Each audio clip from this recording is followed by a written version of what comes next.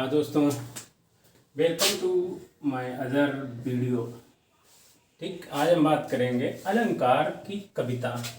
एक short trick है अलंकार की कविता को कहने के लिए। एक ही ट्रिक में आपको 2 से 5 मिनट के अंदर आपको ये अलंकार याद हो जाएंगे। इसमें पहला जो वाक्य है वो कहता है कि बार बार एक वर्ण जो आए अनुप्रास की भाषा, यानी बार बार जो वर्ण आ रहा है वो अनुप्रास अलंकार होता है। ठीक है, और कहता है और यमक में जोड़ा आकर अलग अर्थ दर्शाता। ठीक, यमक में जोड़ा आता है, कनक कनक जैसे हो गया है और सी चीजें हो गई हैं, तो ये जोड़ा होता है तो वो यमक अलंकार होता है। ठीक, और इसलिए इसमें एक शब्द के अर्थ अनेकों भाई। श्लेष अलंकार में क्या कहा गया है कि एक शब्द के अर्थ अनेक होते हैं।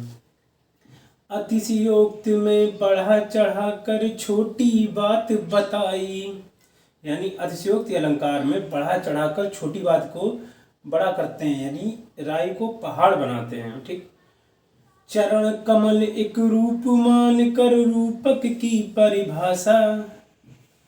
चरण को कमल मानकर, यानी किसी को किसी का रूप माना जाता है तो वो रूपक होता है। ठीक है, सासी से सम सरिस मान लो उपमा जी की आशा, जिसमें सा आए, सी आए, से आए, सम आए, सरिस आए, मान लो तो वो उपमा जी की, यानी उपमा अलंकार की परिभाषा वो होती है, उपमा अलंकार का पहचान होती है। ठीक है, उत्प्रेक्षा संकेत समझ लो मनु मानो जन जानो, यानी उत्प्रेक्षा जो अलंकार है उसमें सबसे क्या आएगा, मन मानो जन जानो, ये 2 शब्द आएंगे। ठीक है, 2 चीजों में भ्रम पैदा हो भ्रांतिमान पहचानो, ये भ्रांतिमान अलंकार है जो 2 चीजों में भ्रम पैदा करता है।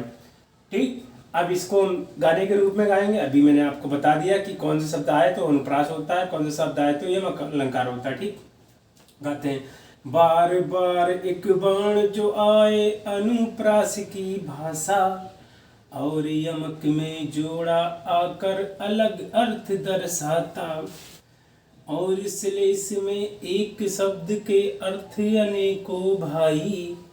अतिशयोक्ति में बढ़ा चढ़ा कर छोटी बात बताई, चरण कमल एक रूप मान कर रूपक की परिभाषा। सासी से सम सरिस मान लो उपमा जी की आशा, उत्प्रेक्षा संकेत समझ लो मनु मानो जनु जानो, 2 चीजों में भ्रम पैदा हो भ्रांतिमान पहचानो। इसी के साथ अलंकार खत्म होते हैं। देखा, जरा सा था, खत्म हो गया। Thank you.